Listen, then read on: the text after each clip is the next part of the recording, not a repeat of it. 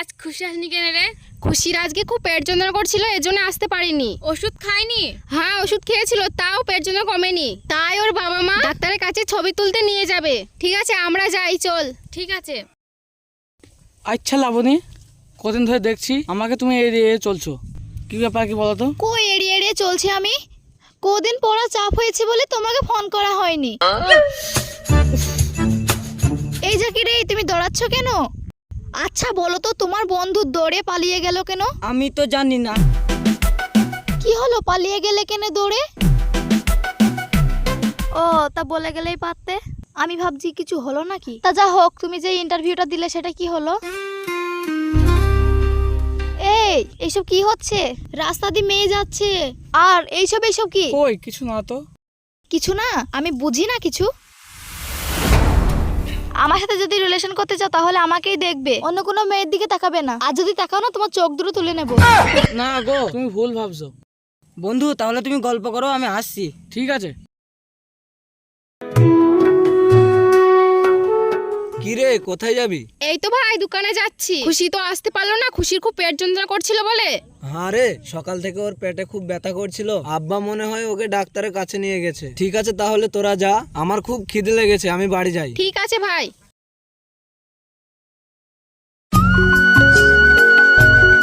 একটা ভালো খবর আছে গো। কি খবর বাপ? চাচা একটা ছেলে দেখেছি গো, ছেলে তাহলে একটা হাতে আছে। ছেলে কি করে বাপ? চাচা আমি তো সব জানি নে, তাহলে ওই আলম ঘটককে জিজ্ঞাসা করবা। ঠিক আছে বাপ, তাহলে তুমি এখন যাও। হ্যাঁ ঠিক আছে। এ ভাই যা কি বলগা, ওদের আসছি। বলতে ভয় লাগছে ভাই আমার, যদি মারে। এই রে বেকা, ওই দেখ সেই ছেলেটা। ওই ছেলেটাতে কি হয়েছে? যা কি বলগা তো।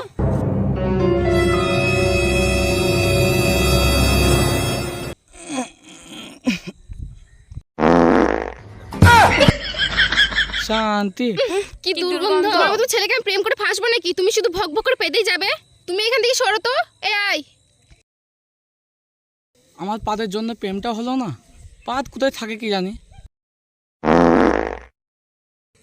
শালা কি বন্ধু রে, শালা সব সময় পাদ। এই বাবা রে, তুইও আমাকে মারলি বন্ধ হই। ইয়াসিন ভাই, খাওয়া দাওয়া তো হলো, তাহলে মেয়েকে ডাকো। ঠিক আছে, ডাকছি ভাই। মোমেন, তোমার বোনকে ডেকে আনো তো। ঠিক আছে আব্বা। আসসালামু আলাইকুম। ওয়ালাইকুম আসসালাম। মা এখানে বসো। বেশ টাইমে পাদটাও চাপলো। উফ, শান্তি। এ জাকি, কি করলি? বিরাট গন্ধ করছে।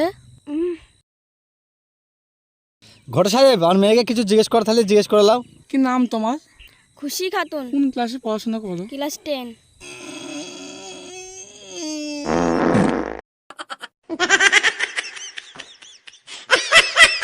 আব্বা, এই ছেলেকে আমি বিয়ে করব না। হ্যাঁ মা, তুই ঠিকই বলেছিস। এই দুটো ডিম সে তো খেয়ে চা খেয়ে এত হওয়া পাইছে।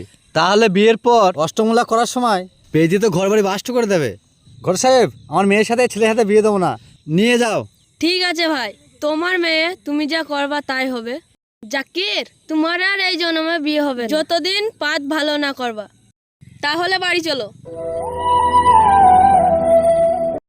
জাকির, তুমি একটা কাজ করো, ভালো ডাক্তার দেখাও, আর তোমাকে যে করি হোক পাটটা ভালো করতে হবে, না হলে তোমার বিয়ে হবে না। ঠিকই বলেছো ভাই। ওই শুনো শুনো। কি হলো, ডাকছো কেন? কি ব্যাপার, ও জাকির না?